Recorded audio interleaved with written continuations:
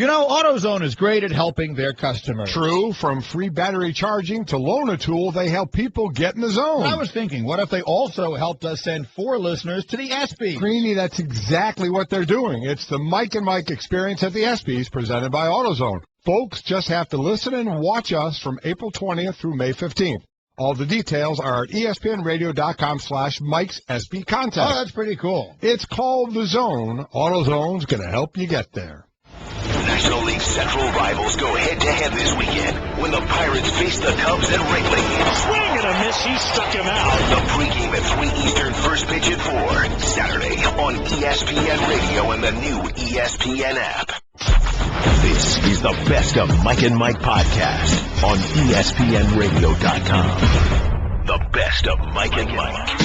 Hi there, it's Greeny. Thank you for checking out the podcast. We've got complete reaction to round 1 of the NFL draft, including Lovie Smith, the coach of the Buccaneers, who made the number 1 overall pick. Louis Riddick joins us. Cris Carter joins us. Mel Kiper joins us. And don't miss the commissioner of the NFL, Roger Goodell.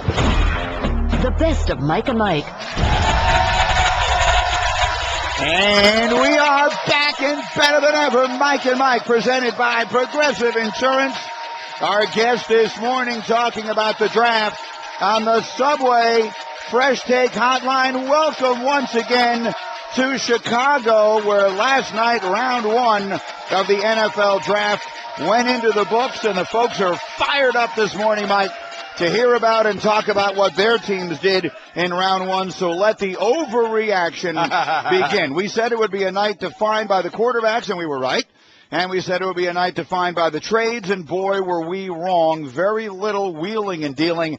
But in the end, the top 2 are the quarterbacks, and they went in the order we expected. Yeah, I definitely was surprised there wasn't more movement. And you looked at that second pick, and it went all the way down, to that 10 minutes. And even Roger Goodell, it took a while for him to come out. So I had thought there was a trade. I thought, okay, it took all the time, and Roger Goodell is going through, making sure he has the trade down right before he came out. I thought it had everything set up the way it was when he came out, and then they made the selection. Then when I heard they selected, I thought, wow. And I didn't think they would take Mariota. I thought they would take a Dante Fowler or a Leonard Williams, and they take Mariota. So very, very interesting to me. We said it would all start at number 2, and it did start at number 2 with Mariota being taken. To me, that's where this whole thing got going, and quite honestly, that's where it also started with the lack of any kind of movement at all, save for a couple of minor trades in the first round in the back, middle to back end. A word that I don't think any of us anticipated using to describe the first round was boring. Yeah. But it was sort of boring in that it went completely according to the script. Now, this was a football person's night in that everything went sort of as planned. A couple of the players seemed to have fallen a little further than expected. Not a precipitous drop, but I think the Jets were the beneficiaries. Leonard Williams falling a little further than people expected that he would. He's sitting there at 6, and even if he doesn't seem to fill a need for the team, you take the best player available. That's what football guys do. It's not what fans clamor for. Right. It's not the big flashy, exciting move. If you did not see it last night, quickly, top 10 picks. Jameis Winston goes 1 to Tampa. Marcus Mariota goes 2 to Tennessee. Dante Fowler Jr., 3 to Jacksonville. Amari Cooper, 4 to Oakland. Brandon Scherf, 5 to Washington. Leonard Williams, 6 to the Jets. Kevin White, 7 here to the Bears. Vic Beasley, 8 to the Falcons. Eric Flowers goes 9 to the Giants. And the running back, Todd Gurley, goes number 10. First time a running back had gone in the first round in several years. There wound up being 2 of them, as both he and Melvin Gordon go in round 1. But what's significant about the 10 picks I just read you is that they all went to the teams they had been assigned to go to, which is to say no trades at all in the first 10 picks, only 2 trades, and neither of them of the blockbuster variety at all in round 1. Are you surprised, after all of the speculation, that you wound up with such little wheeling and dealing? Well, I could say I'm surprised, but the draft being a little later, there being more time, which means, idle time, and more time means more talk, means more rumors being started, means more talk of being trades. Now, that being said, there very well could have been teams on the phone working on trades, and they just didn't work out. That's something we'll find out, today, tomorrow. We'll find out as the next few days go on. Were we actually close to any deals at all? I really think, again, with Tennessee going second and taking all the time and the commissioner coming out late, I did think maybe there was the possibility of some wheeling and dealing. So by number of trades, yes, it was a little surprising But I guess not so much in the fact that we get a lot of talk, we get a lot of speculation, we get a lot of rumors. But but it did have us all built up to expect more. And it got us all built up to expect it starting right at number 2. Well, I guess the question is it over? Which is to say, we still have, of course, 2 more days of the draft, rounds 2 and 3 tonight, the rest of it tomorrow. You still have a lot of time left for decisions like this to be made. Is it inconceivable Marcus Mariota could still get traded? Now, certainly if you listen to the people in Tennessee talk, it's not even a discussion. Right. They're talking already about being excited to have him and all of that. But I suppose that's what you say no matter how this works out. Adrian Peterson doesn't get traded yesterday. Phillip Rivers, perhaps not a surprise at all, doesn't get traded yesterday. So everything goes very much as would have been the easiest way possible to script it. Mike and Mike presented by Progressive Insurance. You could save hundreds on your car, your business, or recreational vehicle insurance from a local independent agent. Go to Progressive.com today. Now that's Progressive. So again, we were looking for the trades. We didn't get those. We were talking about the quarterbacks. We did get those. Number 1, Jameis Winston, who afterwards was interviewed by our Tom Rinaldi. How would you describe the journey to reach this moment? It's been a process, man. It's been long, but more importantly, it's been filled with blessings, and I'm so thankful to be with my family, like I said, and I'm blessed to have this chance. Why do you believe you were the number 1 pick in this draft? Oh, man, I'm not even thinking about that right now. I'm looking forward to getting a chance to compete and earn a spot down there in Tampa. I'm looking forward to going in the locker room with new teammates and gain their trust and play with those guys, man. It's going to be exciting.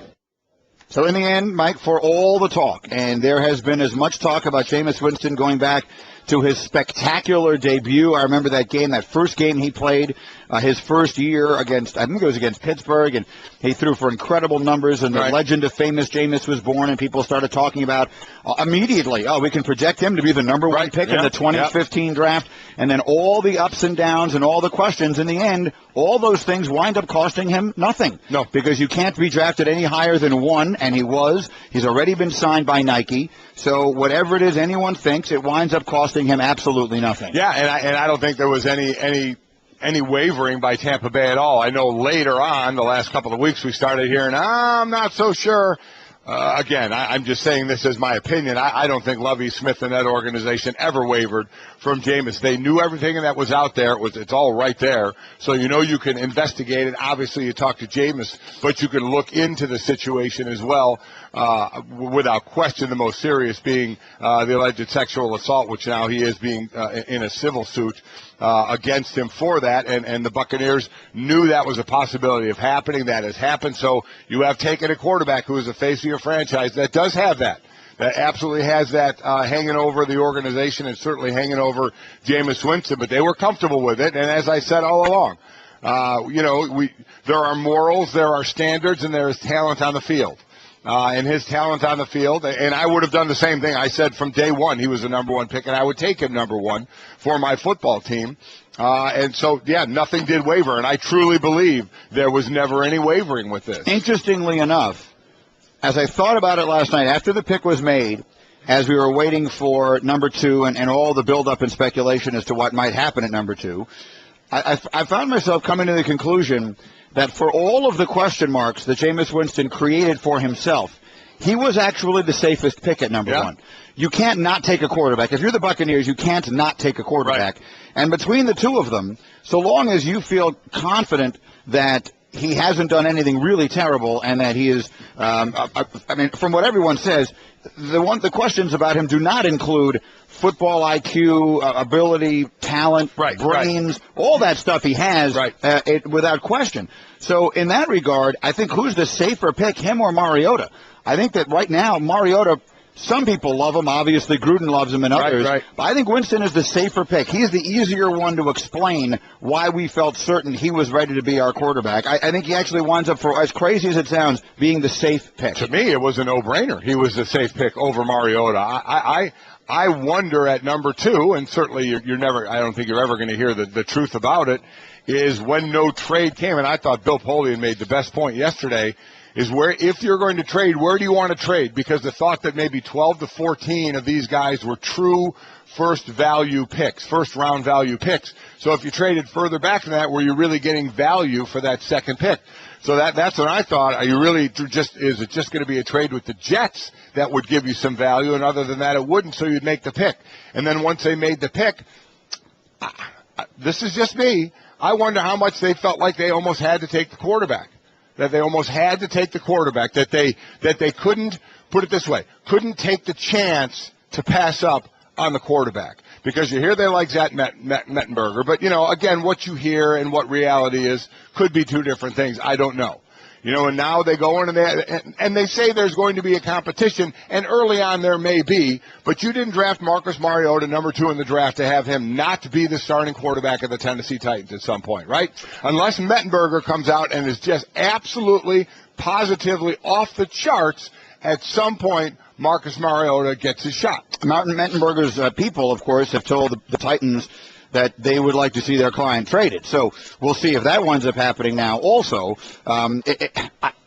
here's the thing. I agree with you. I think that they were backed into it, and I'm still not 100% convinced that when we reconvene on Monday morning that something will not have happened. There were teams out there that were desperate, really, really, really wanted to get Marcus Mariota. I never felt from day one like Tennessee was one of them. I agree. Now, that doesn't mean that everything they've put out there hasn't been phony. That doesn't mean that everything they've put out there hasn't been a smokescreen. What I tweeted last night was, if he winds up staying there, then not one thing we heard coming out of Tennessee was true. Right. Because if you really don't want him, and there really were people out there that desperately did, you'll make a deal. You'll make a move, or you'll take a guy that you truly could get unbelievable value for at that pick, like a Dante Fowler. But they already didn't do that, is my point. You know what I mean? Exactly, they didn't do that. They didn't do that. They took the quarterback. So either everything they've told you was untrue, or the worst possible scenario, if you're them, is they felt like they had to do what they did it and they didn't want it. Yeah. There really is part of me that wonders that. There really, really is. Yeah, so, Ken Wisnant saying he expects Mariota to be a starter week 1.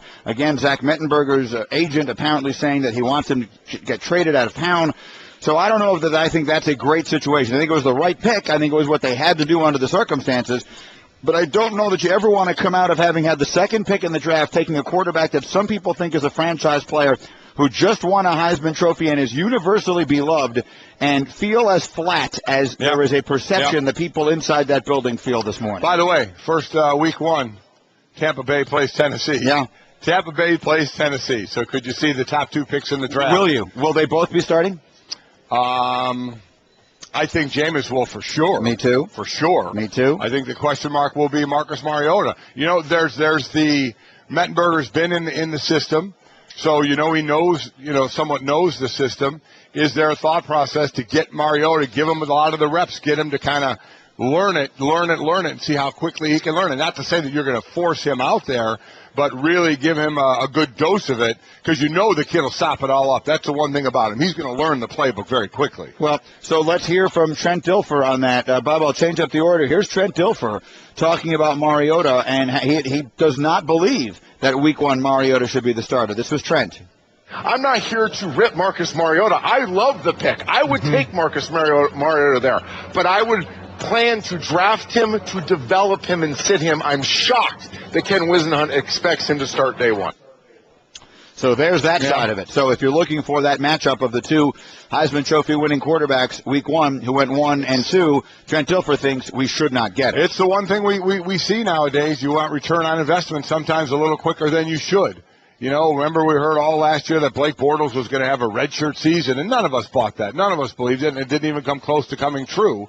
So you want to get your return on investment on these guys a little quicker, depending on how they picked it up. It took Manziel a while, and it seems it was all Manziel's doing, that he just wasn't picking up the playbook, and it seemed not putting in the effort in the playbook. That we know that's not going to be the case with Marcus Mariota. He's going to devour that playbook. It's just how well you devour a playbook in the classroom and then get to practical application on the field. So let's hear from Mariota, who is with, by the way, our Shelley Smith. And how delightful Great was to it have her back. to see Shelley on TV again. And what a good assignment. Yeah, how about it? Get an assignment. She winds up in Hawaii, so good for her. This is Shelley Smith with Marcus Mariota.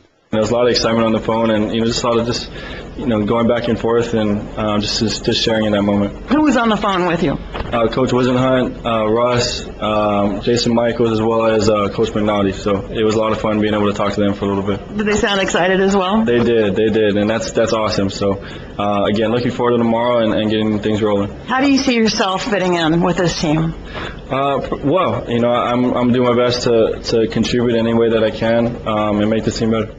They asked him what he knows about country music immediately because he's going to Nashville. Did you see what he said? No, I did not. He named 3 country music acts. One of them was Kenny Chesney. Oh, okay. Yeah, one of them was Rascal Flatts. Rascal Flatts, sure. I saw it on Twitter last night. Now, I can't remember who the third one was. I'd like to see who the other one was. But it was because I know you're the country guy, and obviously we know Kenny. But Kenny was one of the 3 that he named. So it wasn't clear to me if he just rattled those off the top of his head. Or actually listened to him. If they had been prepared for him, one way or another, he's ready to go to Nashville. Mike and Mike, are you ready to go to L.A.? Don't forget our trip to the ESPYs. Listen and watch now through May 15th. So today and then every day for the next 2 weeks, we'll be giving out a winning word of the morning. All you need to do is listen for the word. Golic will tell you how to enter, and you could win the Mike and Mike experience at the ESPY Sweepstakes presented by AutoZone. You can see the details at ESPNRadio.com/Mike's ESPY contest. But all in all, it couldn't be simpler. We give you the word. You got 3 ways to enter, and you and a guest could be coming to the ESPYs for a fabulous once-in-a-lifetime type of opportunity. As far as the deals that didn't happen, reading Peter King this morning, he writes, the nuts and bolts first about the trades that never really were close in the wake of the Titans, not Chip Kelly, not anyone else, selecting Marcus Mariota with the 2nd pick. 1, he writes, Phillip Rivers was never in serious play. The Chargers made it clear they were not trading him. 2nd, the Eagles, as Chip Kelly said Thursday night in Philly, never offered players as part of a package to obtain Mariota. That, of course, means Sam Bradford. Sam Bradford. In fact, Peter writes, the MMQB learned Thursday night that Kelly never offered the widely rumored packages of either 3 first-round picks or 2 ones in Sam Bradford in an effort to obtain the 2nd pick. Peter writes, I can tell you this much is true. The Titans basically scared off suitors because they continually told teams they wanted to take Mariota and it would take a stupid offer to obtain the pick. Yes, he writes, Chicago expressed some interest, but wasn't banging the Titans' door down in moving up from 7 to 2. In the end, the Titans had no interest in Jay Cutler, so that never got off the ground. The most misleading storyline of the whole thing, that Wisenhunt wanted a big, strong pocket passer, and that the mobile Mariota wasn't Wisenhunt's cup of tea.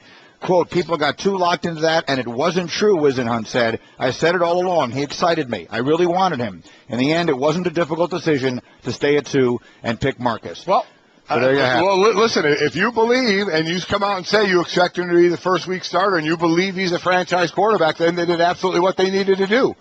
As I said, I wondered if they were kind of backed into it a little bit because of all the hype and the talk around Marcus. But if you truly believe that, and again, coaches are going to say one thing and who knows what the real meaning is, but that's all I'll say, is if you buy into Marcus Mariota, he'll take care of the playbook. If you expect him to be the starter in week 1, then that's exactly who you take. It's exactly who you take, and you deal with Zach Mettenberger how you need to. You keep him as a backup. You trade him and let him go play somewhere else. But if that's your thought, and that's what we said about other teams, if you thought Marcus Mariota would be your franchise quarterback, then you trade up to try and get him. But if that team thinks he's going to be their franchise quarterback, it's going to be very tough to do. It's going to be very tough to part ways and let you get blown out of the water with an unbelievable deal, which obviously didn't happen. As far as some of the other big storylines coming out of round 1, we mentioned Todd Gurley went number 10, so a top 10 running back. 2 running backs go in the first round. Melvin Gordon went 15 to San Diego as part of a trade they made last night, one of only 2 trades that were made on the first night. Denver made another. They got Shane Ray, so the question about Shane Ray, where would he fall to? A guy people said was the 7th best player in this draft, but ends up going to Denver at number 23 after the marijuana incident from earlier in the week. Randy Gregory, the other question mark player, does not go in round 1, which was not a surprise. I think that was the way most people expected it to go, that Shane Ray would go in round 1 and that Randy Gregory would not. No other major surprises last night at all. So overall, Bill Polian, what did you like and what didn't you like? Here was Bill with his favorite pick and his least favorite pick from night 1. I think the best pick in the first round was Malcolm Brown from Texas at 32 to the New England Patriots. Wow. To get a player of his magnitude who can rush the passer from the inside, something they sorely lacked, at 32, really a great pick. The worst, I'm not an Armstead fan. I think there's holes in his game. I could see taking him lower, up that high. I'm not crazy about it. That's a tell you when he went 17 to San Francisco, and I've heard that about Armstead. He's a guy that you want first off the bus. I mean, he's just an unbelievable, good-looking player, but possibly a bit raw there. As far as Malcolm Brown, on the draft tier rankings with Todd McShay, Brown was number 19. And he ends up going number 32. He's 19 on that board, so good value there. Plus, they just lose Vince Wilfork. Exactly. So you fill the hole immediately. The two spots that I look at as a positive and where I think was the first pick that I really questioned. First the positive. Cleveland with their second pick of the first round. Remember, they had 2 picks last year in the first round, and basically neither one of them, Justin Gilbert, busted out. It's early. We'll see where he can go, and certainly we know the Johnny Manziel story. So Cleveland had 2 picks again. They get the monster nose tackle from Washington, Danny Shelton, the 340-pounder. But their second pick, Cameron Irving, the offensive lineman from Florida State who played left tackle and then finished up at center. A lot of people thought center could be his position. But he's not going to play center with the Cleveland Browns. But what the Browns have now done to their offensive line, Zach Martin got a lot of the talk last year, and deservedly so. To me, was the best. Obviously showed himself to be one of the best in the game at guard. But there was another guard taken in the second round, Joel Bitonio, for the Cleveland Browns, who was a big, strong, really, really aggressive player. He ended up playing left guard. So you had Joe Thomas at left tackle, Bitonio at left guard. You'll have Alex Mack, your Pro Bowl center, and now Cameron Irvin will probably go over to either right tackle or right guard. So you've got the makings of one heck of a line, I think, because I like Irvin a lot, and very, very versatile player. So I think that's a good move there. And then the one, quickly, the first pick, as it was all going kind of no trades, and I was like, oh, like that pick, here's it. I have to say it was with the Giants and Eric Flowers, the offensive lineman out of Miami. I'm just not sold. Big guy, they talk about a bit of a mauler. I question a bit his technique, his hands, his feet. I think he's not going to be a left tackle, and not going to be a left tackle. I think he's going to get beat a lot with poor technique right now. Now, is that something you can learn over time? Absolutely. But this is the 9th pick in the draft, so that's on an offensive line, you want to plug and play a guy like that. And to me, I think there's going to be some struggles there. The best of Mike and Mike. Mike and Mike. Guys, when you buy your clothes at DXL, you look good. But you feel like a rock star. So if you want to look and feel like you'll find all the brands you love, waist size 38 and up, all in one awesome store. DXL, you're looking good. Right now, select dress shirts are just $49.50 each when you buy 2 or more. The best of Mike and Mike. Mike and Mike. For both of you guys, Golic and CC, the moments last night that struck me, and maybe I'm just getting to be an old softy in my old age, when Dante Fowler Jr. talked about his dad standing on that stage, and his father was there in the arena with him last night, and we just heard a little bit of the soundbite of Todd Gurley talking about getting emotional, talking about his road to getting there. But when Dante Fowler Jr. said he used to ask his father when he was working him so hard when he was a kid, man, why are you working me so hard? Why are you working me so hard? And today I just say to him, thank you for working me so hard, because here I am fulfilling my dream as the 3rd pick in the NFL draft. Say whatever you will. I teared up. I'm sitting in a hotel room by myself. I'm a father, I'm a son, and I teared up listening to him say Those that. are the stories, the road that it takes to get there. Yeah. You're not just showing up this year and all of a sudden you're a first-round pick. There was a whole lot of work and sacrifice that went in that nobody knows about. That nobody knows about a dad working a son in that situation, or what sacrifice that player made from Little League on up through high school and in college to get there. So this is a culmination. We see these first-round guys, and they're projected to go in the first round, so it's not shocking that they're in the first round and they're millionaires. And the money is great, and the notoriety is great. But for a lot of these guys, it's, all those hours of blood, sweat, and tears of throwing up and doing all the work when nobody's watching me so I can get it done and put myself into this position, and then to have Roger Goodell call your name. I mean, what an unbelievable feeling it's got to be. What other business are you able to watch kids who dream? I'm talking about big, big dreams. There's only 18,000 players that ever played in the National Football League. And for a father to tell a son, and Golic and I can relate to this because we have sons that play the game. Yep. And you try to teach them the right way, but what other business do you see where kids say, I had a dream of being this? In the NFL, they make it a reality. Like it's a live reality show. But they talked to Todd Gurley, Susie said, how was your road? And the first thing he said was, hard. Yeah.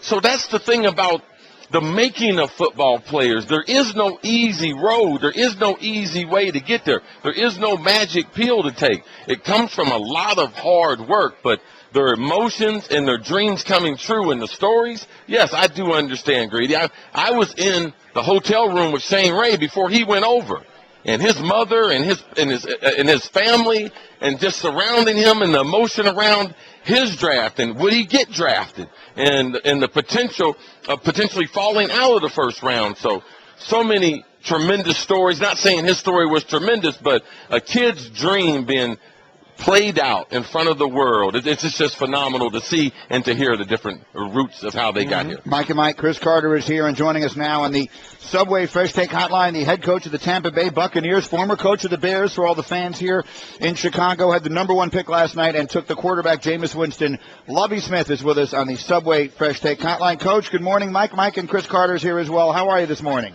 Doing great. How are you, man, today? We're well, thank you. Thanks for holding on there just a moment. And let's just start with this. At what point in this process, it's been a long process and longer this year than in normal years, at what point in this process did you personally arrive at the conclusion that Jameis Winston was the right player for your team to take #1?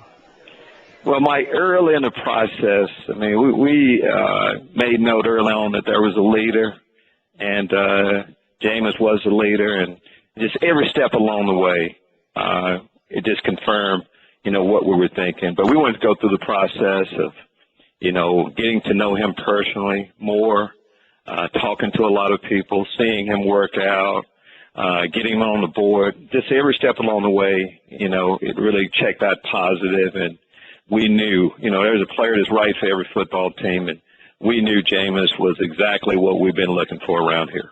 So as you do your due diligence on all the players, from Marcus Mariota to Jameis to whoever you're doing it on, was Jameis the leader in the clubhouse at all times as you were going through the process on him and other players? Yes, he was. Yes, he was. And again, that's no knock on anybody else because we had a chance. Unfortunately, when you're picking first, you have a lot of options. And for us, though, there were some other good football players out there, but I'm going to go back to I think there's a right player for every team and for what we want to do offensively and knowing our locker room, getting a player that's had a lot of success in the state of Florida, just everything. And then when you get a chance to meet Jameis, he's a special young man. And again, we can't wait to get him here today with his family and just really become a part of our family here. Lovie, as far from an organizational standpoint, I know that you've probably put things in place. I know you're prepared for everything. You've been one of the great mentors in the National Football League, and your relationship with players has been well chronicled.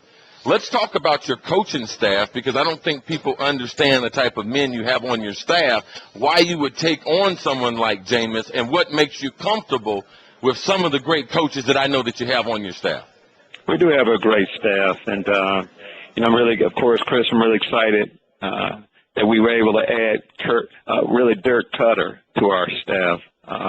Dirk, Mike Vajakin is quarterback coach on the offensive side of the football. Of course, we have a veteran coach in George Warhol coaching our offensive line. On the defensive side, Leslie Frazier, great Chicago Bear player there, NFL coach, Gilbert. We have a lot of strong men in our locker room. Larry Marmee, that can be a good sounding board, that can give sound advice to any young player coming in. Then I am going to talk about our locker room. We talked a lot about how good a locker room we have. The Gerald McCoys, the Logan Mankins. We can take on any player here, but we don't feel like taking on a player like Jameis is that big a deal. We believe in him. We trust him, and he's going to be good for our organization here. Lovie Smith joining us, head coach of the Buccaneers. They take Jameis Winston with the #1 pick of the draft.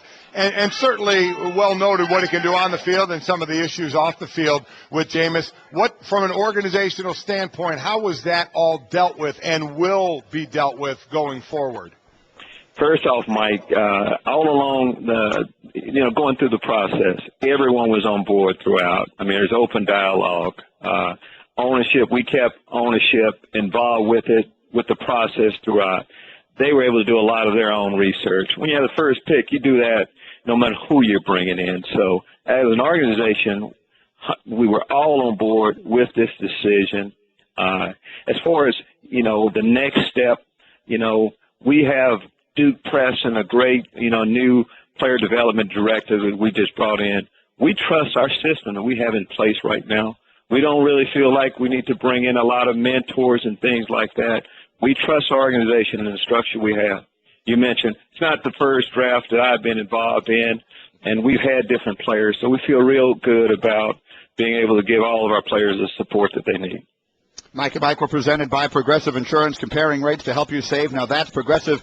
Call or click today. Find out how much Progressive could save you. One of the things that got some attention last night, whether it really is deserving of it or not, is that in his celebration after being named the first pick, Jameis Winston posed for a photo with a plate of crab legs in front of him. And some people out there are interpreting that as another immature act, that maybe it's something that shows he doesn't take seriously the things that have happened before. Were you aware of that, and are you comfortable with that? Is that a concern for you? No, it's not a concern. I mean, Mike, on a special day like that, a lot of things come up, I think it's been documented that he loves crab legs, but we're not going to go too far on that. He knows his role coming in here, and he's going to be someone that our fan base will learn to love once they get a chance to know him. And on that, and as you said, knowing the role and how he's going to be used, we heard Ken Wisenhunt say about Marcus Mariota, I expect him to be our week one starter. You've been in this game a long time, Lovie, and times have changed to how quickly you want to get your return on your investment, does ownership and management. So does Jameis Winston get handed the keys right off the bat to this car, or is it something where it's an open quarterback competition? Mike, I think as I talk about the process of selecting Jameis, it's the same thing for him to move into his role. You don't take, the first pick in the draft, eventually will play. But for us, we'll let him go through the process. And the first step, of course, is our rookie mini camp. Then we'll put him in with the rest of our veterans. And of course, he'll have an opportunity to be our starting quarterback. Congratulations, Coach. You had a long process, longer than it's been in recent years, and took the player that so many people expected. We wish you the best of luck with the new quarterback, and the best of luck as the draft continues this weekend. Thank you. Yeah, and real quick, you got the first pick out of the way. The rest we're just kind of watching. You just want to let us know who you're taking the rest of the way? Who's next? Well, I mean, can we keep it between us? Yes, sure, no absolutely. I'll let you know a little bit later. How's that? All right, get somebody to take the ball away, Coach. You know how you take the ball away from them. Fair enough. We'll keep that in mind. Take care, man. Thank you, Lovie. Thank you very much. Lovie Smith, the coach of the Tampa Bay Buccaneers. I felt stupid asking you about the crab legs, but you're obligated to do it. Here's the bottom line. Yeah. You could look at that one of two ways. You could look at it as he obviously has a huge personality. Jameis Winston has a huge personality. That's clear. And in some ways, I think that is a major positive. Everything you hear coming out of his locker room is that the players love him. They rally around him. We've seen when they have those cameras in the locker room how engaged he is, getting guys psyched up and all that sort of thing. And you don't want to, for lack of a better word, sort of stifle a young man's personality when he comes in and is going to be ultimately going to be the leader of your franchise. I understand the other side of it, of people saying, you know what, of all things to pose with, maybe crab legs wasn't the best idea. Yeah, and I'm with Lovie and what CC said before. I don't think much of it. His job right now, and it's not by any talk, his job right now is to go in and earn the respect of his teammates. And then that's not a one-day process. That's a process of showing up to work, coming in early, staying in late, making sure he's on the same page with his receivers and the rest of his offense. So that's a process he'll have to do in time. We just saw a great example of how that wasn't done last year in Cleveland, and a guy like Joe Thomas saying the first thing our quarterback needs to do is earn the respect of the locker room. And let me tell you, that's huge. Huge, and Jameis has always been a guy from redshirt freshman year on at Florida State where he always seemed to have that locker room. And I can't even, and I'm sure you can't, CC, really talk about just the incredible value of that. I think that Lovie, in and like Lovie said, Lovie's no rookie coach. And he knows the climate, coaching staff and locker room. So he's not concerned. I think they're going about it the right approach. If we finally had a coach to tell us the truth, there was one leader from the beginning. Mm-hmm. And through the interview process, through the research, through the background checks, through the police reports, through everything else, no one got close to them not taking him. Right. So I like the pick. Yep. They had to take Jameis. I want to get Louis Riddick up here as quickly as we can. Was on the main set last night, round 1 NFL draft. We'll go through all of what we saw last night with him in exactly 1 minute after this word from 1-800-Flowers.com. Mike, Mother's Day is the time to show all the moms in our lives our love and appreciation. Your mom, your wife, your mother-in-law, do what we're doing. Send them the best, a beautiful bouquet from 1-800-Flowers.com, the official florist of Mother's Day. All right, gang, quite simply put, don't screw it up. And the way not to screw it up is let us help. At 1-800-Flowers.com, this is the offer for our listeners and our viewers. 24 multicolored roses, $24. That's over 50% off the regular price. Get it in time for Mother's Day. 24 roses, $24, wallets in stock. Order through today. Do not wait. Go to 1-800-Flowers.com from your desktop or your mobile device. It is unbelievably easy and simple to do. Click on the radio microphone in the upper right corner and enter Mike. That's 1-800-Flowers.com. Enter Mike or call 1-800-Flowers and mention our first name. All right, we're on ESPN Radio and ESPN2. The show is Mike and Mike. Cris Carter, the Hall of Famers, on our set here in Chicago. We're presented by Progressive Insurance, and joining us now with his Subway Fresh Take. What a terrific job he did on our main set last night analyzing the draft. Louis Riddick, our front office insider, is here. And let's just start very quickly with that, because your comments from last night are the ones that I quoted earlier today. When you were saying you're going to take Jameis Winston, great pick, no questions about it, but you have to make sure your organization, I believe you used the words buttoned up. What were you thinking with that? Yeah, you just have to have everything covered from A to Z. You guys have already talked about it a little bit. And Lovie was just talking about it on the radio. Everything from the coaching staff to the player support programs to the people in the training room to the people at the very top ownership have to be on board. They have to have a plan just to make sure that they're helping Jameis be all that he can be and get the return on their investment that they want. There weren't any players in this draft that were just transcendent players that were going to have a great career in spite of their surroundings. Everyone's going to have a great career in this draft because of their surroundings. So it's incumbent upon the organizations to look inside themselves also and say, look, while we're vetting him, let's vet ourselves and make sure that we are doing everything we need to do. And by the way, at some point, you can sit there and try and have all the help that you want. At some point, you're just going to have to trust the kid. You're drafting him, and at the end of the day, you're trusting him. We can have this guy talk to him. We can have this set up in place. But at the end of the day, Jameis Winston is going to act how he wants to act, as professional or unprofessional as he's going to. I think Lovie said it. Trust. Lovie said we trust Jameis. And the thing about it is, like, we can't get all overboard if something comes up. Like, you have things that might come up. That doesn't mean it's going to ruin his career. I think that's what Louis is talking about as far as even preparing for when the alarm does go off. Sure. What are we going to do? How are we going to react? What if he's late to a meeting? Are we going to make it public? Like, all those things are very, very critical to the overall development. What he's saying is there's no player in this draft who can't miss. So they're system players. They're not good enough just to play anywhere in the league. Barry Sanders type player, Lawrence Taylor, these type of guys. They can go anywhere, play in any system, and they're going to be great. There's really only 14 to 16 first-rounders in this draft, so their system and their surroundings become the most critical part of them being drafted. All right, we've managed to go all this way, not get to the most important thing. Leonard Williams falls to the Jets at number 6, and I was excited about it as a fan of the Jets because this is a guy that many people had ranked number 1 on their respective boards. It isn't a position of need, but I don't know that you can have too many good defensive linemen, and there's also some talk about the possibility of the Jets trading away Muhammad Wilkerson. So as far as the way the top of the draft went, I guess that would really be categorized as the first surprise, that he was still there at 6. Yeah, on the surface it is, Green, but when you look at it, one of the things that we used to always say in personnel is that your needs today aren't necessarily your needs tomorrow, because things can change very quickly, maybe sometimes by your own doing. Like if you are going to deal Muhammad Wilkerson, sometimes it happens like this. You wake up the next day, a guy was walking down the steps and slipped and fell, tore an ACL.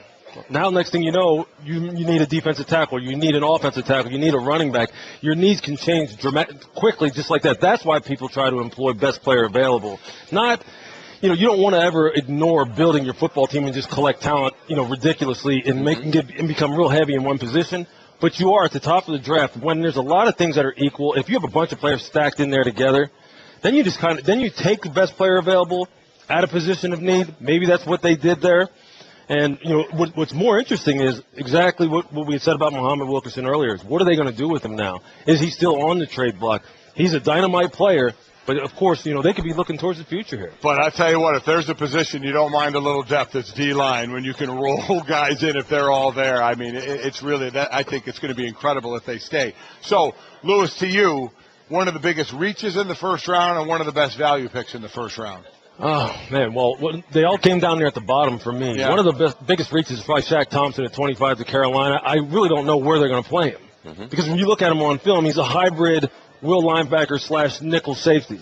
So what are they going to do with him there? You probably could have got him later. And there was probably some wide receivers on the board that could have helped them still if you would have paired him with Kelvin Benjamin. The best value is easily Malcolm Brown at the bottom of the round. Yeah. I mean, I'm sure Bill was sitting there going, you got to be kidding me. Yeah. This kid fell down here to me at a position of need, and we probably had him somewhere in the top 15. They're sitting there, they're probably dancing, just going, you know what, it's just, and I said last night with New England, this is good to be New England sometimes. You know what? I mean, things just fall their way sometimes, and that right there is a pick that just fell their way. But also their first-round pick from last year hadn't panned out, still have some knee issues from Florida. So it's a bigger need, even though Vince left. Anytime Vince leaves, he's going to leave a hole. And this is a different body type, too. I mean, Malcolm's a much different body type than Easley. This is the kind they needed because they weren't very stout up the middle as far as defending the run. Yes. It filled a need and got a great player and a great kid. Mike and Mike, we have Cris Carter on our set, and Louis Riddick is here with his Subway Fresh Take. Try the new guacamole at Subway. Turn up all the flavor to all your favorite sandwiches. Subway, eat fresh. Louis will be a part of ESPN Radio's coverage of rounds 2 and 3 of the draft tonight, starting 6:30 Eastern Time. ESPN TV, of course, also with rounds 2 and 3 tonight. How about the running backs going? What is the expectation of when Todd Gurley is going to be ready to play? He told us yesterday he's planning on being ready for preseason, ready for the season. I think that's something that you say when you're leading up to the draft with the knee. But from what you hear from people, what is the expectation of how much he'll be able to play as a rookie? Well, it all depends on how he continues to progress here with his rehab. He should be ready to go from what I'm hearing by the opening weekend of the regular season, which is really what you're shooting for.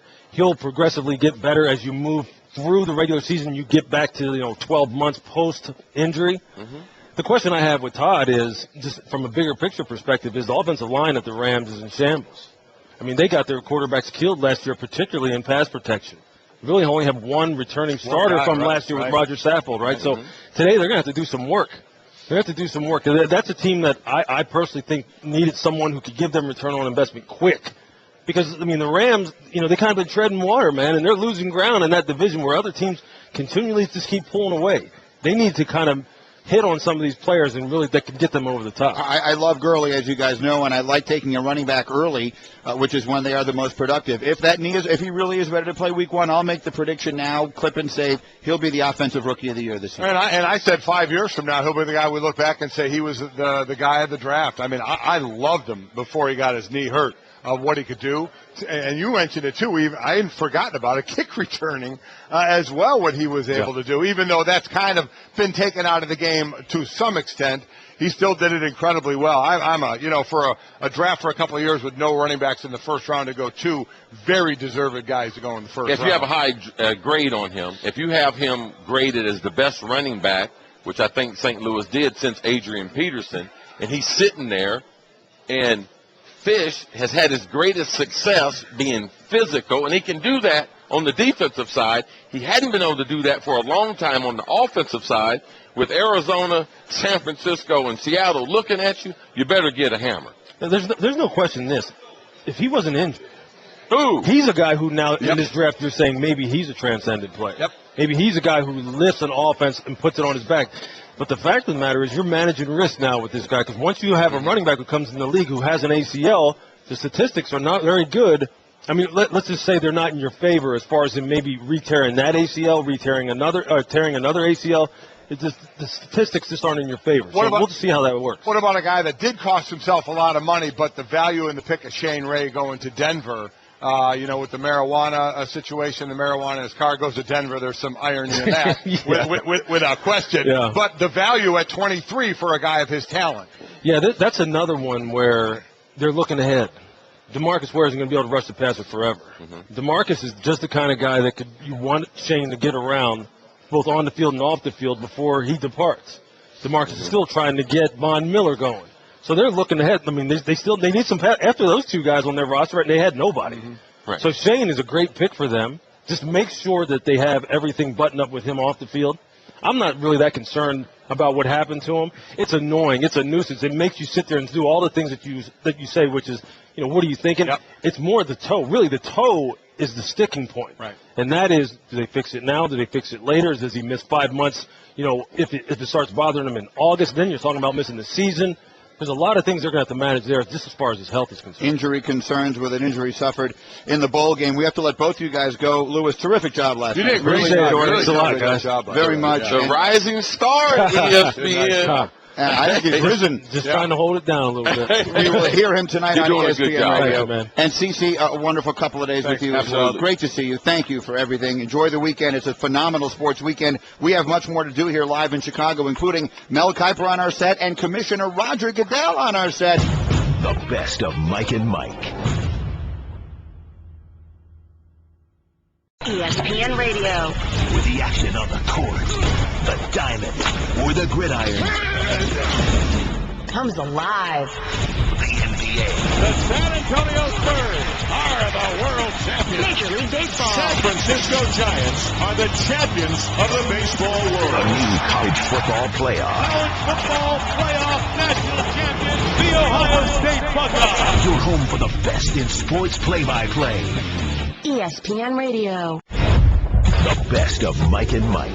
Mike and Mike. Welcome back into our house, our home away from home anyway this weekend. Harry Carey's at Water Tower Place. We're presented by Progressive Insurance. You could say we're saving the best for last year as we wrap up what has been a fabulous 2 days. And I got to tell you, these folks who show up early in the morning, you guys are great. They're nuts. I love them. Our endless appreciation. Yeah. We walk in here 4:30 in the morning. The place is packed. It's incredible. There's a few of them that shouldn't be here. There's no doubt about that. And there's a few of them that definitely didn't get a whole lot of sleep last night. But then again, neither did any of us, including this gentleman who joins us to our right here. Roger Goodell will be with us shortly, but right now, he is the draft. It's Mel Kiper Jr., everybody. 33 years and counting. No bathroom breaks. Zero bathroom breaks on the set. Very quick question, and I will get to that note that an executive sent us earlier. We were expecting Mel to be a little bit later. We had been told you were having a hair crisis. No, I was having a getting up crisis. I didn't hear about this until about 7:30. Someone suggested that they told you to put on a hat. Yes. And you were. Have you ever worn a hat? Oh yeah. You have worn a hat. So okay. But not to a show. But the question is. So we'll get to that note. How was it different? You've done all these drafts, and obviously it's gotten bigger and bigger and bigger. It's always been in New York. What difference, if any, did you notice last night as far as the vibe or anything else based upon having moved the draft to Chicago? The fans were great. They were very accommodating all week. I mean, everybody you saw, it's nice people. I mean, they were really nice and accommodating, and I love being here. I love being in Chicago. I got a view of the lake from my hotel. It's amazing. Great views. You don't want to leave your hotel looking at that lake all day, and we got a great deal with the fans outside. It's like a big draft carnival going on. So I think I know my daughter and my wife will wish they were here and couldn't because she's still in school. But at the end of the day, I think it's a great venue. There's talking. I don't know if we'll be back next year or where we're going to be next year, but Chicago's a tremendous city. Yeah, so it's been fun. So as this draft got going, and every year we hear things and that don't come true. So and with more time this year, we got even more of that. That said, was it even surprising to you the lack of moves that went on in the first round? Yes, I thought there would be a couple early and got nothing until 15 when San Diego went up to get Melvin Gordon III. But I think you look at Tennessee, and I've said it all along, Mike. Remember the old win-win deal we did? Yeah. How can you not take Mariota? I mean, you got to catch Andrew Luck. You got Zach Mettenberger, and then he says, his agent comes in and says he wants to be traded. Right. I'm glad we took Mariota when I hear that. Because if you're a competitor, you want to say, bring it on. I'm here. I got a year head start on you. You're a developmental quarterback anyway. Hey, it's my team. Come on in here and beat me out. If I'm not good enough, so be it. The only thing I'll say to that is you could say you want the competition, but you're so behind the 8 ball. If you're a number 2 pick in the draft, you're getting every benefit to be the starter of that team. Well, there's a lot of injuries in football, Mike. Yeah, that's true. And no, you that never know. Why would you just give up and say, hey, the job's of Mariota's? If the coach wants to say that, I'm going to say I got other plans here. I guess my question to you, Mel, because you're here with us and the perfect person to ask, if Zach Mettenberger doesn't tear up his knee late in his college career, where is he drafted last year? He probably could have been a 2 or 3 very easily. He went in the 6th. So, yeah, he could have been an early round pick. He had the size. He had the arm. He's in the SEC. I mean, there's no reason to believe he couldn't have gone a lot earlier. But the fact of the matter is he's got a year up on Mariota. He played pretty well at times. He showed he's got all the NFL skills you need to be a quarterback. So, to me, you got a guy that's a developmental quarterback. People say he can't transition. This organization has to win right away. So at the end of the day, if you're not going to try to beat out a rookie who needs time, who are you going to start for? Jameis Winston winds up going number 1. It's what you'd been forecasting all along. You and John Gruden going back and forth was delightful, by the way. But one of our executives, Mo Davenport, said an interesting note because I felt an obligation to bring it up when we had Lovie on earlier today. Jameis Winston last night poses for a photo, puts it out on Instagram of himself sitting there celebrating being drafted, eating a plate of crab legs. And there are a couple of different ways to look at that based upon his personal history with crab legs. And Mo sent us a note saying, what role does a sense of humor have with this young man? In some ways, it comes down to intent. Was he just trying to be funny or make fun of himself, or was he trying to say, stick it to his critics? He has a pattern of brash behavior. I wonder how his intent connects with his actions. So Lovie Smith diffused it completely, said he couldn't care less about the crab legs. What is your take on that? You see that picture? We all are aware of all the conversation that surrounded him. You were one that said you can't have any issues with a guy. Did it bother you to see that picture? I just heard about it. Yeah, I didn't know about it. So you told me. I'll show you the picture. It's on Instagram that he took last night celebrating. He's wearing a Buccaneers jersey, and it's of him in the, there it is, sitting there eating a plate of crab legs saying, thanks, Captain, for the crab legs. Well, you know it's going to get publicity when you do something like that. You got to be aware of that. He's a smart kid. He gets that. So all I say is I don't want any more issues. I mean, if that's an issue, I don't think so, but no more issues because you got to take that leap of faith if you're going to make him the number 1 pick and hope that 7 issues are behind him. It's not going to be 8, 9, or 10. Yeah. And I said this last night. It has never happened in the history that I've been doing it, and I asked a lot of people that have been around it a lot longer than I have. Number 1 overall pick quarterback, you usually worry about can they play in the NFL? Because a lot of number 1 pick quarterbacks haven't necessarily played great. And that aside, now you got to worry about can he be the leader of your organization? That you have to set that example for everybody else. Can he do that? We'll see. I mean, I was 50-50 on Jay. I almost moved Mariota ahead of him, but I didn't want to do it because some others did it. And I was waiting the process. I said I heard a lot of different things. I said no, I'll just stick with Jameis. I'm not one of the 32. But I know it had to be a difficult decision for Tampa Bay. I don't think it was a difficult decision for Tampa Bay. I think, and Lovie, now again, Lovie said it publicly. You're going to say it after you draft the guy. I think Jameis is a guy. Let me ask you, Mike, why do you say that? Because to me, he's ready to play in the NFL. And I don't want to hear that, well, he might play well right away, but Marcus will be better in 5 years. If that's the truth, I'd take Marcus. I think it's ridiculous to say, well, he'll be good out of the gate, but Marcus will be better. Nobody knows. Nobody knows. But that's all I'm going is on what people are saying. And say what they want. Well, that's exactly right. That's why I'm saying I would take Jameis Winston. I love the way he plays on the field. To me, while some of the interceptions were bad, to me, I love the fact that he tries to throw it in there. And some of them are not the greatest decisions in the world throwing, but he'll throw it. I don't have to tell this guy to back off at all. And I love the fact that by his redshirt freshman year, he had the locker room. To me, that's the most important thing out there, earning the respect of the locker room. And that kid was a leader in that locker room. Now, did he handle some of it well outside of the locker room? No, he didn't. But now he's got to go earn the respect of professional athletes, not guys who are 18, 19, 20 like him, guys who are 28, 30, and above. So the first thing he has to do is earn the respect of that locker room, and it's something he did incredibly early and incredibly well at Florida State, and that carries a lot of weight for me. And in the NFL, you'll lose that locker room quick if you have another issue. You saw that last year with Manziel in Cleveland, to where Joe Thomas said that's the first thing you need to do, and that's one of the worst places a potential leader of a team can be is he better get the respect of the locker room back. Mike and Mike, Mel Kiper is with us here. Let's do a little next question with Mel. It's brought to you by O'Reilly Auto Parts, better prices every day. And by way of next question, I'm going to run through these pretty quickly. Stop me when you have a strong feeling one way or another about a pick or a fit or whatever it may be. Tampa goes Jameis Winston 1. Tennessee goes Mariota 2. I'll stop me. Were you surprised they didn't trade that pick? Mildly. How's that? Because there were evidently a lot of teams, but to get up to 2 for Philadelphia, how are you going to do that? And all these teams that wanted to move up, they're going to give up their whole draft, next year's draft, to do that for Mariota. It became almost a 20% deal. Right. And then I thought Tennessee, at the end of the day, they need to take. You got to get the Andrew Luck. Mm-hmm. You can't be a distant second, third, fourth in a division. And the only way you're going to get close is at the second pick and take the quarterback that some thought should have gone number 1. Jacksonville takes Dante Fowler Jr. Mm-hmm. You like it. Oakland takes Amari Cooper. Great pick. Washington takes Brandon Scherf. No problem. Huh. Jets take Leonard Williams. I don't know what is happening with Muhammad Wilkerson. To that, number 1 player on a lot of boards, including mine, falls to you. Do you take him when you don't necessarily have to have him? Is there an issue with Wilkerson? Is this a pick for the future? Are they going to change their scheme? We'll see. But Williams, when he's healthy, and there's a durability concern there, which is probably one of the reasons why he dropped a little bit.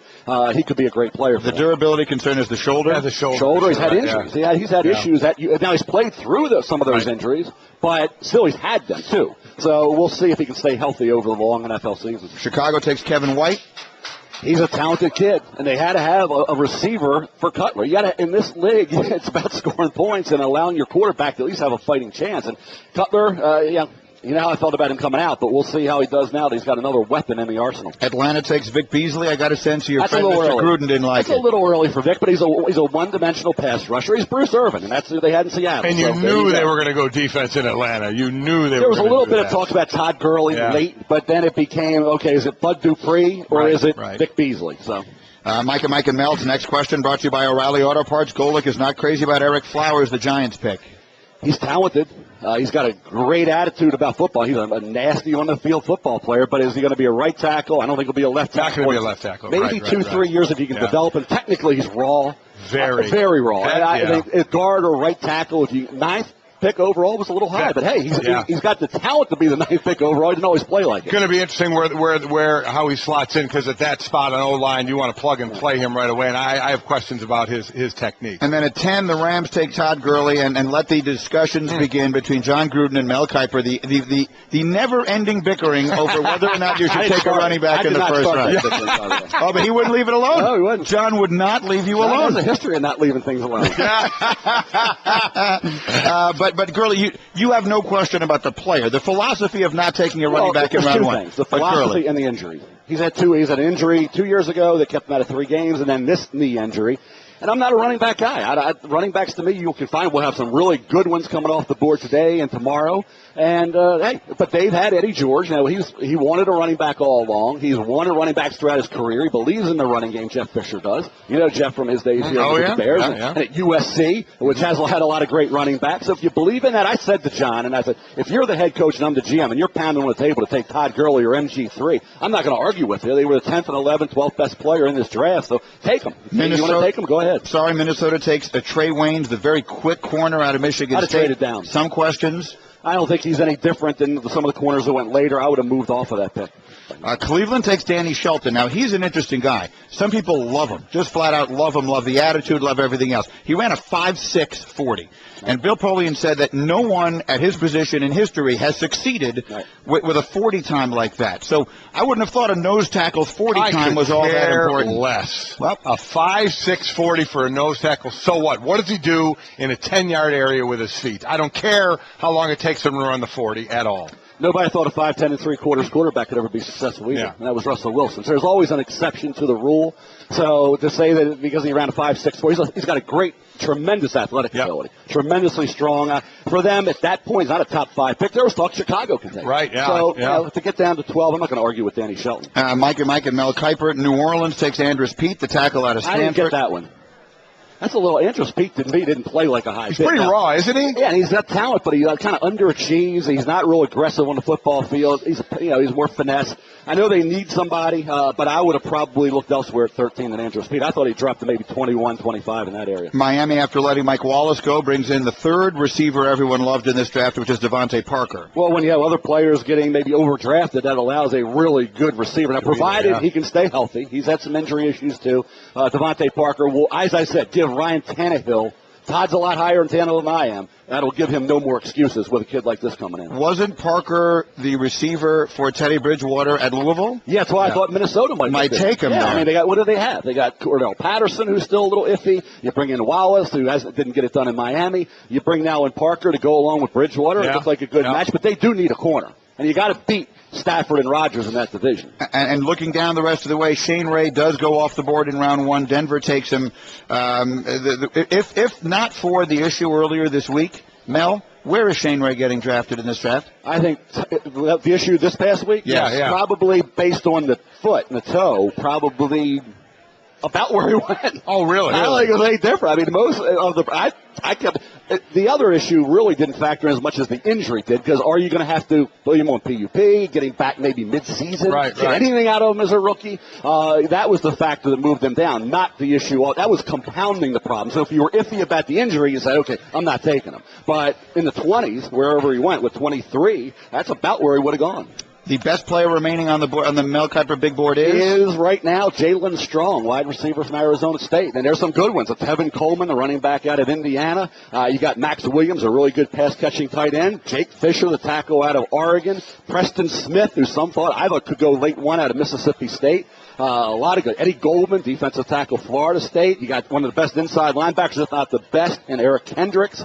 And then the interesting was going to be how far does Randy Gregory slide? Yeah, and then the quarterback. Who's the next quarterback, and when do you think he's taken? Well, there's talk about Buffalo maybe looking at Bryce Petty. They haven't had a pick yet. Maybe Bryce Petty in the second round. He's got a big arm out of Baylor, but he needs time. No playbook at Baylor, so we'll see what he can do there. And Garrett Grayson, Colorado State's another one, could be in the third round discussions. You got a lot of interesting guys. Dorial Green-Beckham, where does he come off the board? Right. Certainly Randy Gregory, what happens with him? You look at Jalen Collins, cornerback out of LSU. He slides into the second. Landon Collins, that pure in-the-box safety in the second now. Eric Rowe, a versatile kid out of Utah in the defensive backfield, still on the board. Round 2 is going to be really strong, I think, coming up tonight. And is it inconceivable? Because, look, I fully understand, as we all do, all the misinformation that comes out from the teams, purposely and otherwise, before the draft starts. Is it now inconceivable that that the Titans might still figure out a way to deal Marcus Mariota? I don't know why you would ever think about it now. But the comments coming out of the Mettenberger camp, that to me seals the deal. If you ever were thinking about it, maybe 5%, that seals it, because I didn't like that comment. I didn't like it. I mean, I understand why he said it, but come on. So I would say, if Andrew Luck is here and you're down here, who's going to close that gap? I can't see any way. Unless, maybe Philadelphia gives you the rest of their draft picks and all their draft. It's got to be something that just blows you away. And I don't think it's going to be. It doesn't seem like it's going down I understand that road. that, but maybe that was the case before the pick as well. I guess what I'm asking would be about the mechanics of it, because if they were to make this deal, look, we've seen it happen before. I know they stretched these things out over several days now, but I mean, Mike, you and I were in the building when Eli Manning and Phillip Rivers each got drafted by their teams and got flip-flopped for each other. We've seen that a million times. So the fact that last night has come and gone, I guess the point I'm trying to make doesn't mean this conversation is completely over. If they ended up with Phillip Rivers somehow, they need an identity. Phillip Rivers would give them that. If they ended up with Sam Bradford, I'm not going to do cartwheels over that one. No. But, I don't like Bradford that much coming out. So I think you look at maybe Phillip Rivers getting back closer to home, went to NC State. This team, I said, people, he has 5 players on Tennessee's football team. And they're nondescript. And they need somebody to give them the face of the organization and be that identity. And if they go after and get Phillip Rivers, I couldn't argue with that. But unless it's Rivers, Mariota's got to be the quarterback. Yeah, and it doesn't seem like it's going down that road. San Diego said not happening. Day 2 of the NFL draft, of course, coming up on ESPN television, right here on ESPN radio. What's the one thing you're most interested to see happening today? What's the one thing you're looking for and saying, I'm dying to see what happens with this player or this team? Well, I think, first of all, who's going to take that third running back, Tevin Coleman out of Indiana? He's a game breaker. Let's talk about Jacksonville early in round 2. And then Randy Gregory. Does he go in the second round, third round? Where does he go? Outside linebacker out of Nebraska. How about the running back out of Nebraska?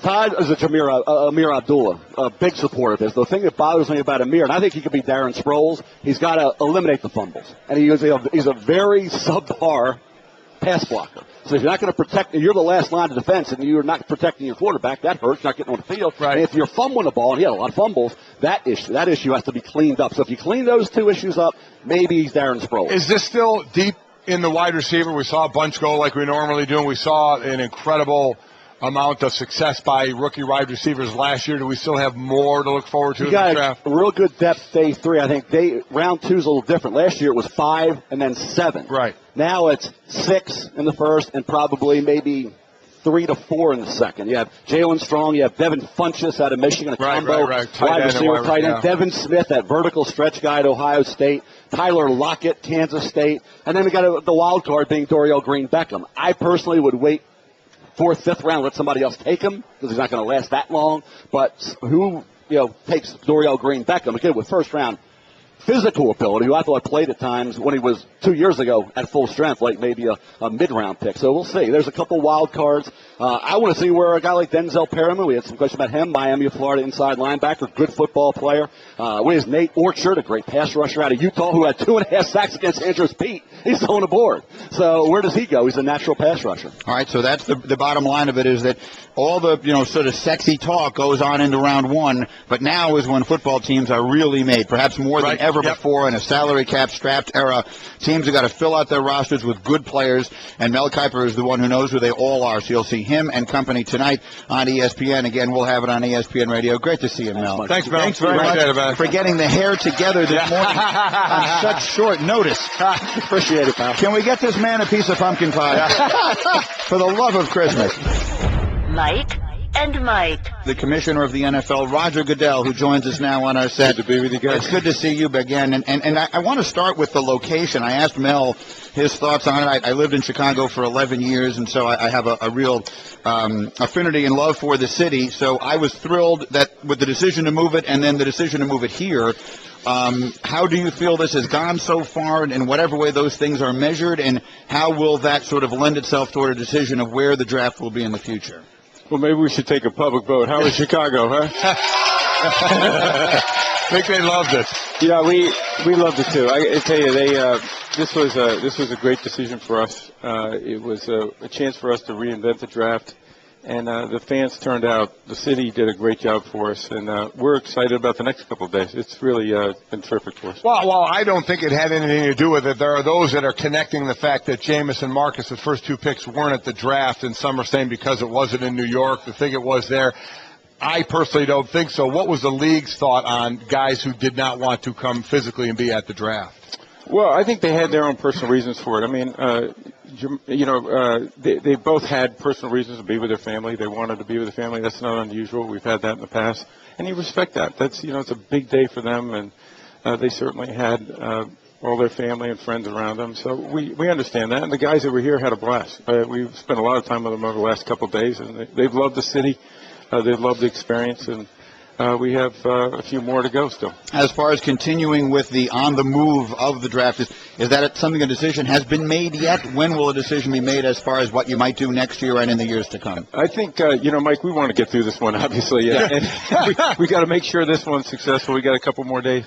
But it clearly has already met a new level of success for us. And it's because of the people of Chicago and this region, and that's something we're proud of.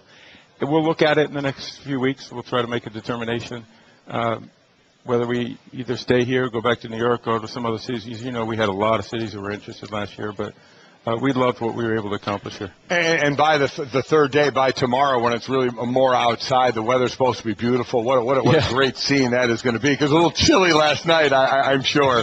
Well, I heard that from a few folks, but, it is Chicago. Yeah. But they said it's supposed to be in the high 70s tomorrow. It's supposed to be fantastic. So then the draft comes, and obviously you've been part of many of them, and you hear all the different stories out there. The draft was even pushed back a little bit, so that's even more time to talk about the possibility of things. Were you, even as a guy who's calling all out the names here and doing deals if they're done, surprised there weren't more trades, especially toward the top? Yeah, it's very unusual. As you know, the unexpected always happens at the draft, and it didn't really happen. And so I think there was a few people who were surprised, but the one thing you sort of get from any draft is you just never know, and that's what I think the suspense is why everyone loves it. You had me at the second pick because that's where everybody thought something was going to happen. So I was at a draft party last night, and you break down everything, and I'm looking at when the pick is in, how much time is off the clock. So they took just about all their time, did Tennessee, and you didn't come out right away with the pick. It seemed a little longer, and I'm telling the crowd, I think this is a trade. They took all the time. The commissioner's not out yet, so maybe he's going over what the trade parameters out. And, of course, you come out and announce they take somebody. That wasn't intended. It wasn't intended at all. It was actually TV asked us to hold for a few minutes. I figured it was. You think I would know that, but I got suckered right into it.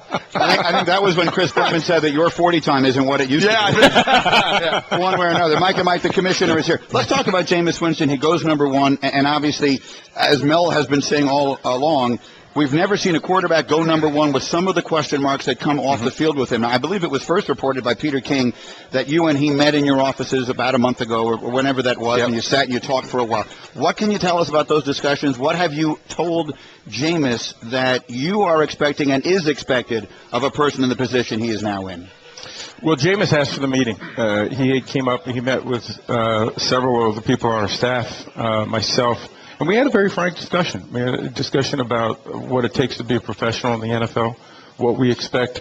We want him to be successful on the field, but frankly, we want to be successful off the field. And it's important for him to do the right things and make the right decisions. And we made sure he understood the resources that are available, our policies, and he was very attentive and I think understood. I thought just encouraging alone the fact that he wanted to meet with you, we took that as a positive sign. Is that something that has happened frequently before and it has not been publicized, or was this a unique situation? It was rather unique. It's one of the first times I obviously get to meet with all the draft eligible players that are actually in town the day before, and I spent a great deal of time with them. But this was unusual that it was earlier, far enough in advance of the draft, and he spent several hours with us. He took it seriously. He spent the time. He made sure that he was listening to everyone and engaged with everyone. And listen, any heads of teams, and then you move up to heads of the NFL, like yourself, you always worry about the negative publicity, just like a team doesn't want to get that phone call. And given certainly the last year has been a tough one from the public stance, is there even more trepidation in really hoping, oh boy, we got the number one picks and a few off-field issues, like we're keeping our fingers crossed here of hoping not to get any of those phone calls? Well, as you know, Mike, we have 3,000 kids at any given time, right? And they're going to make mistakes, and we forget that they are kids, and they're going to make those mistakes, and we try to give them the resources to avoid those mistakes. One of the things that's the biggest focus for us now is how do we educate them? How do we make them understand how to make the right decisions and understand how to get the right resources if they're uncomfortable with the way they're dealing with particular problems. And so we take it seriously. I think they're taking it seriously, and I think good things will happen from that. That seems to be, quite honestly, the bigger issue to me is more on them. I thought there has always been between teams and league programs and information out there of having former players speak. Mm-hmm. There is enough out there. To me, it almost seems like, and whenever I say this, you sound like the back when I played. I don't want to sound like that, but it seems like some of the players today don't heed it as much. Now, it doesn't mean we all did back then, but some of them, it seems to be a little more of an attitude, yeah, I got this. And unfortunately, that can lead to trouble. Well, we're doing an awful lot more, though. Actually, this week, every one of the players that came here, actually, on Tuesday night, went through our domestic violence and sexual assault training with their families. That's never been done before. They will get more training as the spring goes on, either at the team level or at the rookie symposium, likely both. So they're getting an awful lot more education than they have in the past, a lot more training, and there will be support systems in place at the team level. So I think players are coming in with a better understanding of the seriousness of these issues, how serious we take it, and I think that's going to ultimately be beneficial. Mike, the commissioner of the NFL, Roger Goodell, is with us. One of the things that's been brought up by a lot of former players on our show over the last year with the myriad of public relations issues and real-world problems that the league has faced is that an unintended consequence of the new collective bargaining agreement is that there are fewer veterans in these locker rooms now, right? Teams, you're paying a fortune of money to the quarterbacks, and then you got to fill out your roster because the quarterback's making $100 million with a bunch of young players, and those 30-year-old veterans who used to be the glue guys in these locker rooms that young players could lean on and talk to, that we've seen those players slowly disappearing from the league. Again, an unintended consequence of the CBA. Have you seen that, and if so, is there something from a team perspective or a league perspective that can be done in addition to provide some of that leadership and mentoring? Well, Mike, I couldn't agree. I call it veteran leadership and leadership in that locker room, and that's how we all refer to it. And there's no question that the teams have gotten younger since the collective bargaining agreement. And that lack of leadership in the locker room can be a problem. And I think you see coaches trying to address that by bringing certain people in to provide that kind of leadership. I think that's very smart. It's interesting, this problem came about. I heard this before a collective bargaining from several veteran players, is that because the money that the rookies were making was so great, they didn't feel comfortable putting them against the locker and saying, hey, this is the way we do things in the NFL. This is the way we do things on the Chicago Bears.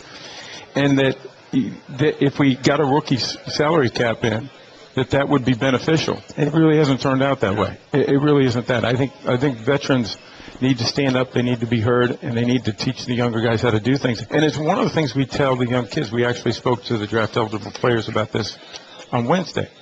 Is the best thing you can do is go hook your wagon to one of these great veterans who will teach you how to do things both on and off the field. Without question, I think it's smart for the rookies to do, and it is smart for the veterans. As you said, listen, there's nothing wrong with a veteran at some time getting in a young guy's face and saying, this is the way things need to be done. And mentoring is a big issue. Absolutely. And can we do more mentoring so that they really can hook onto those guys? Rounds 2 and 3 coming up today of the NFL Draft. ESPN TV and ESPN Radio with the coverage. NFL Network will have coverage, of course, as well. Roger Goodell will continue with us. He will. We want to make sure he's physically okay after yesterday as well. Yes, he will. One of the things that happened to him. Lifted directly off his feet by one of the larger players. Yes, I'd say. They went on the stage, and obviously a ton of bigger picture issues we'll get to with the commissioner. The best of Mike and Mike. All right, we are Mike and Mike. The commissioner, Roger Goodell, is with us here in Chicago. In 2 minutes, we'll go through some of the bigger picture issues. But I guess from a smaller picture perspective, you've gotten a lot of hugs from these players coming up on your stage over the years of the draft. I don't know that I'd seen anyone like Danny Shelton just sort of lift you directly off of your feet. Can you take us through that moment, if you will? Yeah, I hadn't seen Danny yet that night, so I loved his outfit. So I was looking at that, and I knew his background, so I knew how important it was to him. And the hug started. I'm usually ready for that. I'm in my defensive mode, and then all of a sudden, it was the second wave that got me there, because I wasn't expecting. All of a sudden, I was in the air. It was like being on the Peyton simulator over there. So.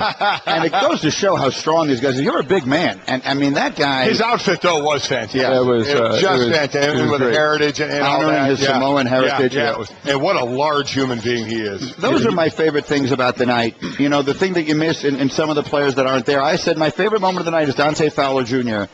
talking about how his dad, who was there, you know, used to work him so hard when he was a kid, and he used to say to him all the time, this was in his interview with Susie, you know, why do you make me work so hard? Why do you make me work so hard? And then he said that yesterday and said, you know, now I know why he made me work so hard, so I want to thank my father for getting me here. And I'm sitting in a hotel room and I'm tearing up. Fans normally see the finished product on Sundays. And don't understand, starting from grade school into high school into college, the sacrifices, the things that are done without anybody looking, and the work that's done for these players to say, yeah, they're first rounders, and they expected to be first rounders. But you know what? For them to hear the commissioner call their name and that fulfillment of that part of their dream, yeah, all that hard work was worth it. It's just great to see when they let that emotion out. Mike and Mike, we're brought to you by Scott's. Now's the time to protect your lawn from weeds with Scott's Turf Builder Weed and Feed. Kills weeds while it feeds to strengthen and thicken your lawn, weed your lawn, and feed it. The commissioner of the NFL, Roger Goodell, is here with rounds 2 and 3 coming up today, and then the remainder of the draft tomorrow. So we haven't talked to you in a while, and obviously it's been a tumultuous year, to say the least, for your league and for you personally, and everything that has happened has been well documented. So when you come out the other side of something like that, with the mistakes that you have acknowledged were made, who are the people that you are now leaning on and advising you going forward? When you know, I know that if you had it to do again, you would have completely done the original Ray Rice thing differently. So who is it that you are now leaning on to make those decisions, to take the league forward after the difficult year it's been? Well, several people. First, the one thing that we really had to get away from was a complete reliance on law enforcement. We didn't have a policy that dealt with the complexity of domestic violence and sexual abuse. And those are things that we wanted to make sure we got better expertise. So we brought in 2 key people. Lisa Friel, who's an investigator. She was a prosecutor down in the Southern District of New York in the sex crimes unit for 28 years. She was working with us since last September. She's been working independently. She's now a member of our staff. She's involved in all our decisions, gathering all the information. And then Todd Jones, who is most recently head of the ATF and is a lifelong law enforcement official and brings great expertise. And what we've got is a better system. And the system is where we have better input, we have better facts, we're able to get the information without conflicting with law enforcement. And then when we make a decision, we have the most available information we possibly can. We may not get all the information from law enforcement. There'll still be times when we can't get that. But we can, if we have the right information, we can make a good decision. And then I'm curious because I saw that you this came up. You were at my alma mater at Medill on Thursday or Wednesday at the Medill School of Journalism at Northwestern. The whole idea that there were things you didn't know ahead of time, not to interview the victim, and I'll confess I didn't know that either. So those are people now who can not only advise you in the investigation process, but how do they guide you through the entirety of an issue that, I mean, you're a businessman and now you're handling matters that are so completely apart from that. Yeah, I like to say we didn't know a lot then. We know a lot more now. And these two people are obviously key, but we also have several other advisors that just can give us a better awareness of this is the way you do things in this area, because they're still learning also, and there's still a lot that we have to do as a society to get better in this area. But the NFL's in this for the long run. We're going to make a difference, not just in our league and at all levels of football, but also, I think, in society. So as you're going through this, you still deal with the decisions you make and the penalties you handle down with the union side of it. Where is the relationship with you and DeMaurice Smith, who was just reelected to run that union? Yeah, DeMaurice was here last night, and he understands. I think we have a relationship that's based on trying to do what's right for the NFL ultimately, and that's what you have to do. We don't always agree, but that's okay. We're not supposed to. And what we've got to do is keep the game in mind and do what's right for that. And I think we have that kind of professional relationship. The deal is working the way we thought it was going to, for both the players and for us. Are there things we would both like to change? Absolutely. You're always going to have that. And we have been able to do that. Last year, we made some changes to the drug program, including HGH and changing some of our other drug policies. That's smart. And we got to keep doing that kind of thing. Mike and Mike, the Commissioner Roger Goodell is here. The Ted Wells investigation on the Deflategate, we called it #shrinkage on our show, in the wake of the Patriots. It seems to be taking a very long time. The President of the United States is making jokes about it when the Patriots are there, so there's obviously a lot of frustration. Do you have any sense of when that will be concluded? I don't, but my sense is it's coming close only because I know he's finished the investigation part of it. He's been writing for some period of time. So my assumption is the report will be available soon. And would you anticipate, I know that Robert Kraft, the owner of the Patriots, was very upset, very public about that during the Super Bowl. If it does turn out there was nothing there, he seems to have demanded an apology. Is the league prepared to apologize to the Patriots if there turns out to be nothing there? Well, no, because here's the thing, and I've said this to Robert, and I've said this publicly, Mike. Our job is to protect the integrity of the game. And if there are questions about the potential for some type of violation, it's our obligation to go find out whether it happened. And so there are 31 other teams who want to know that the rules were followed. I hope there is nothing from this. But we didn't make any judgment about whether there was or there wasn't. We allowed Ted Wells to do that. And so that's our job, and that's what we're going to do. And I'm not going to apologize for doing our job. And then going forward, we know NFL wants to be in L.A., and we've heard stories of two teams, the Raiders in San Diego, sharing a stadium, or the Rams and building a stadium and possibly going there. Where are we with NFL in L.A.? Well, there's been a lot of progress. There's a lot of momentum. We now have two stadiums that are entitled, meaning that we can build on those stadium sites and build stadiums. There's a lot of focus on the design itself, the marketing of that. How would that really work? Because the most important thing here is if you come back to Los Angeles, is do it successfully. You can't come back and fail. We're ready for one team or two teams. Either stadium is going to be able to host two teams. And then a lot of the work is being done in their current markets, in Oakland and San Diego and St. Louis, because those are important communities to the NFL. And we want to make sure we're fulfilling all our obligations there, that if a long-term solution can be achieved there, we want to make sure that we know that in advance of any decisions. We like to keep our teams there. Timetable? Timetable will be, there's been a lot of focus on this over the last few months. We have a formal committee.